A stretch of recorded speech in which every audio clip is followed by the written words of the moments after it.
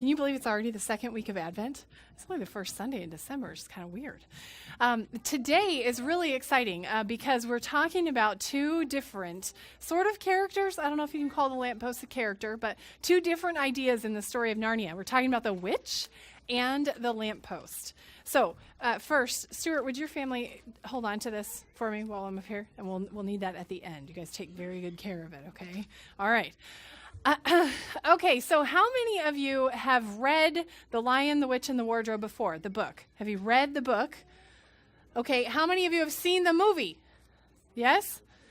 How many of you are saying, what is she talking about? Right? All right, okay, good. I'm really glad that there are some folks in the crowd like that because I'm going to summarize a little bit, okay? So we're going to summarize what this story is all about. So we are doing Nativity in Narnia this year. So we're drawing parallels between stories in the Bible and between this book that's written by C.S. Lewis called The Chronicles of Narnia. It's a whole series. And actually, the book that we're taking a lot of the readings from, I was corrected this morning. It is second in the series, not the first. The first is The Magician's Nephew. Is that right? Yeah. Teachers and everybody get me straight there? Okay. This is the second in the series, but it's a story about 4 kids. Okay, let me see if I can get their names right. You help me out. Who are they? Were you going to say something different? What? It's the third book. Well, we'll have to dispute that later. Who can tell me the names of the kids? Give me one of the names of the kids. Calla. Lucy. There's Lucy. And who else? Edmund. Who else? Susan. Yes, you're very close. Okay, so we have Lucy, Edmund, Susan. Who can give me the last one? Peter. Very good. So it's these 4 kids, and they're all brothers and sisters.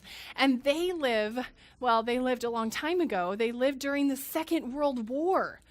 And so they lived in London. Do you know London was a very dangerous place to live during World War II? Because the Germans were dropping bombs on London, and so it was very dangerous. So all the parents decided that they would like to send their children away from the city so that they would be away from danger. And so a lot of the children got on trains, and they were sent out into the countryside to live with people they didn't even know. Can you imagine that? Going to live with someone that you've never met before without your parents there? Maybe some of you can imagine that. Well, that's what Peter and Susan and Edmund and Lucy did. And that's where their adventure really begins. Because while I knew that was my car. While they were there, they start to play games in this big house that they're living in. And the game that they're playing on a rainy day is hide and seek. Have you played hide and seek? Yeah, it's a good rainy day game, right?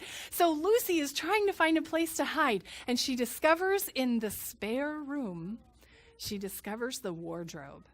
Now, a wardrobe is a really big piece of furniture. Big, huge, like bigger than that doorway. And that is the perfect hiding spot when you're playing hide and seek, right? So Lucy gets into the wardrobe, and what does she find inside the wardrobe first? But she finds fur coats. So that's why when you come to church, you've been walking through the fur coats because it's just like you're walking through the wardrobe into Narnia. And instead of the back of the piece of furniture the way that it should be, it opens up into a whole new world. And Lucy finds herself inside a forest. And that's where they meet Mr. Tumnus, and they meet all kinds of creatures that live in the forest, and they meet the White Witch, who is very evil. She's very, very bad. But who is good in Narnia? Who's the best of them all? Yes. Oh, Mr. Tumnus is good, but who is the best of all in Narnia? Yeah. The lion. That's right. The lion's name is Aslan. And so we'll meet him a little bit later on another Sunday, but he is good. He is very good. Yeah.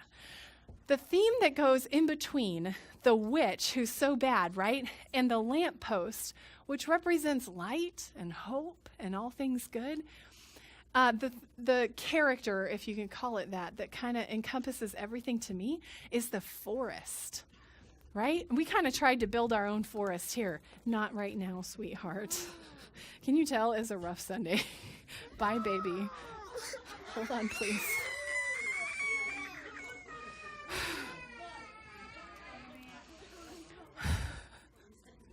Just a second, I'll collect myself. Okay. We were talking about the forest, I think. Okay. So the forest is a theme that goes in between all the different characters in the books to me. Because the forest, I mean, the trees talk, the trees listen, right? And they're kind of messengers. In the beginning, they're messengers for the queen, on the side of the queen. And then there comes a time later on in the story when they're messengers for Aslan and for Susan and Lucy. So the trees kind of encompass everything, and they're like living characters, although you would think that they're not because they're trees, right? I love the forest. Don't you feel like it's true, really? You're either a mountain and forest person or you're a beach person. Are there those that love the mountains? Who are the mountain people? Yeah. If you'd rather be in the mountains, raise your hand. Okay, if you'd rather be at the beach, raise your hand. Yeah, all our beachy people. Some of you didn't raise your hand. Who knows where you'd like to be, right? Oh, desert people. What was I thinking? We like the wide open desert. Amen. All right. Well, there is something about the forest. Have you ever been in a forest and you've gotten real quiet? You've either been totally by yourself or almost by yourself, and it gets real quiet. What do you hear when it gets real quiet? Were you going to say something about that?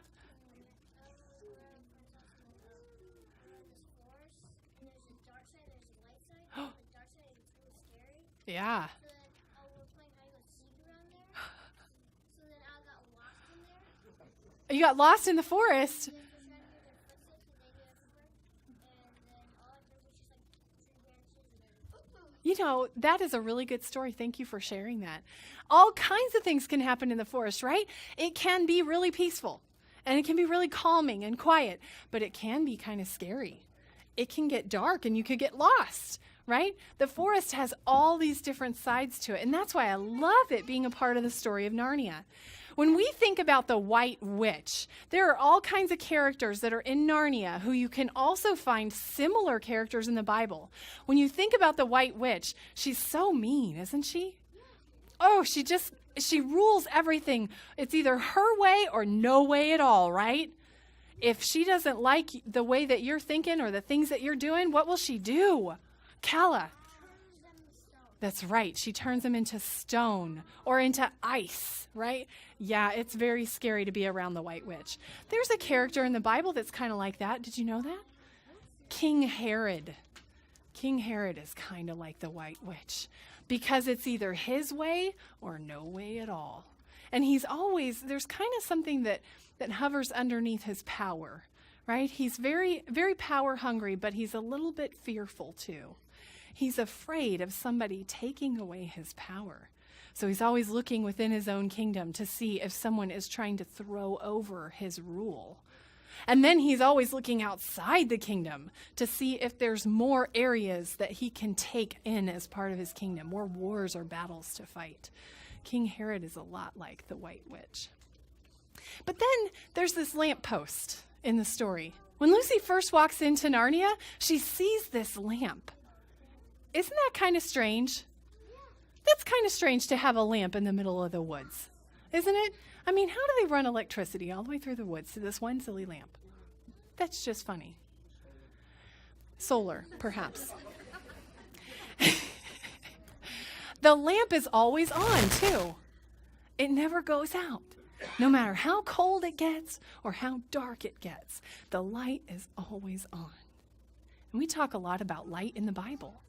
And we talk about how light cannot be overcome by darkness. That even in a dark and scary forest, there is always light. That light is the same light that we know when Christ is born. Whoops. When Christ is born and Jesus comes into the world, it's like love and light are always with us and they can never go away. That's why we're talking about the difference between the witch and the lamppost. They're on different sides. The witch always says that she wants the world of Narnia to be always winter and never Christmas. Can you imagine that? How many of you have lived in a place where it's really, really winter? Not like winter here, but like really, really winter. Yeah, Skylar is from Michigan. Tell me about what it's like in Michigan in the winter. Frostbite, yeah. It gets really, really cold, right? It snows a lot. Yes. Have you ever slipped on ice? Many times, yes. Have you ever had to shovel a driveway? Let's not talk about that. Well, you know what? Those are all the dangers of winter, right? Winter can be really, really dangerous. You could get sick. You could fall down. You could get in a car accident. It really is quite dangerous and yucky. And lots of people like to move here because we don't have all that stuff. And we think, yay, this is a great winter. Except when it comes time for Christmas, right? When it comes time for Christmas, don't you think that maybe there should be some snow? Yeah, maybe there should be some snow. And it's a little bit cold. That makes it feel like Christmas, right? There's something about Christmas that changes winter. It's not all ice and cold and awful and scary, but Christmas like warms up the cold. All of a sudden at Christmas time, we start singing Christmas carols that have to do with winter, right? Like Jingle Bells, Frosty the Snowman. All of these things have Christmas, the snowy part in it, but Christmas makes it warm and almost sunny and glowy. It changes it. I think Christmas changes us too, right? Don't you feel a little bit warmer towards other people at Christmas time? A little bit warmer. You say Merry Christmas, you meet somebody's eye. You might even do something for someone else that you wouldn't normally do. So I listen to a radio station, KISS FM, and they have this program all year long that they call Love Up. Have you heard of Love Up? Anybody heard of Love Up? Yeah? Yeah? It's pretty cool. It's kind of like Pay It Forward.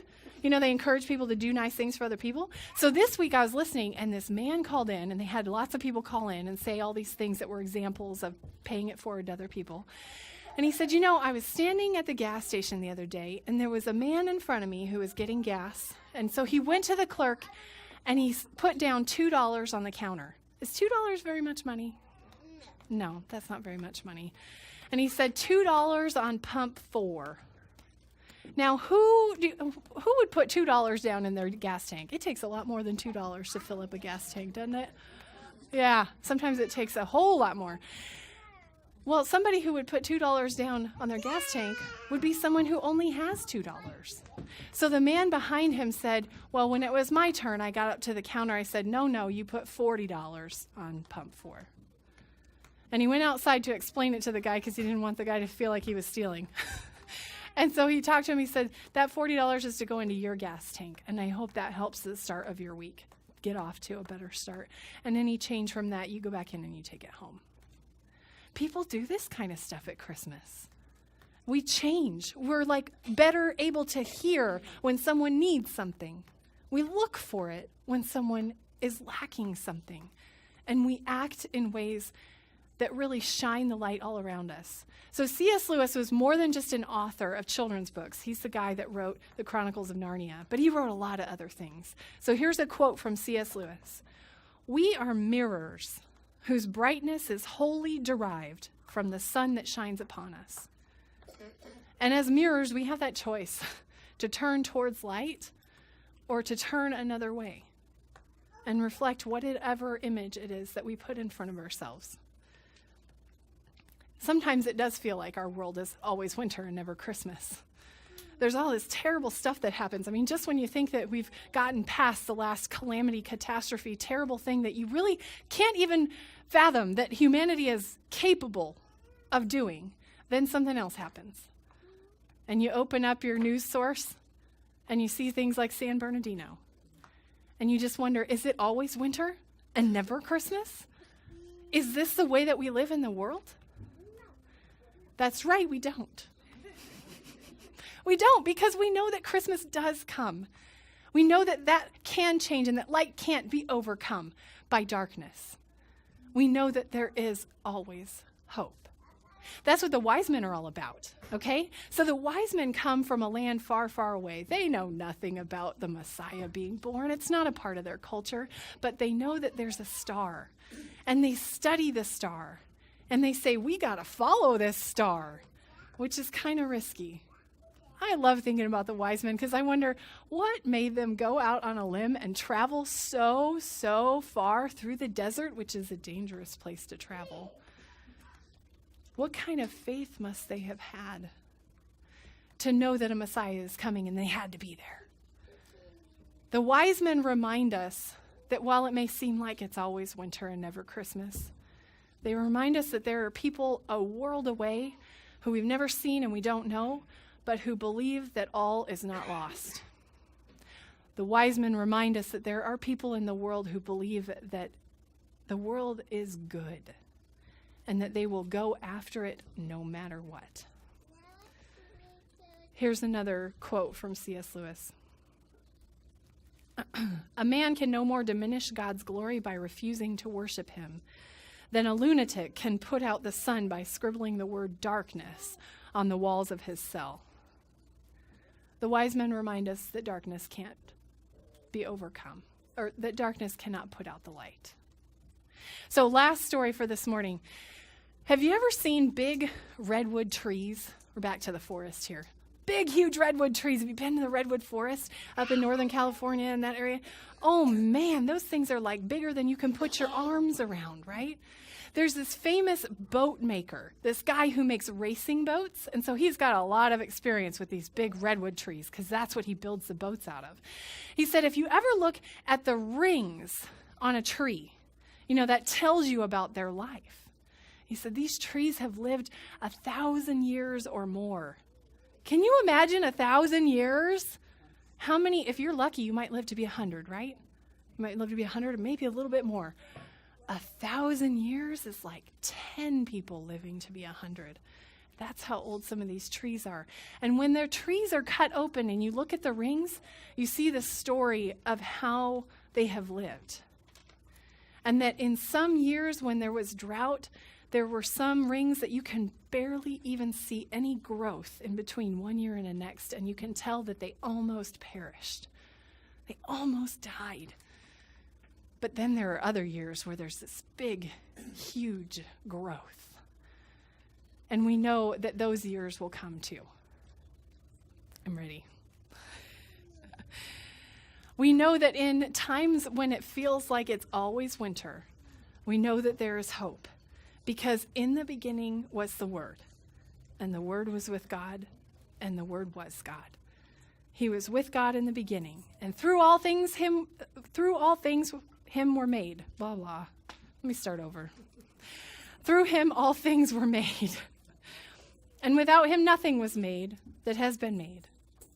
In him was life, and that life was the light of men. The light shines in the darkness, but the darkness has not understood it. We have a choice just like the wise men did. We can go the way of Herod, or we can go forth by another route. We'll continue our time of worship through the giving of tithes and offerings.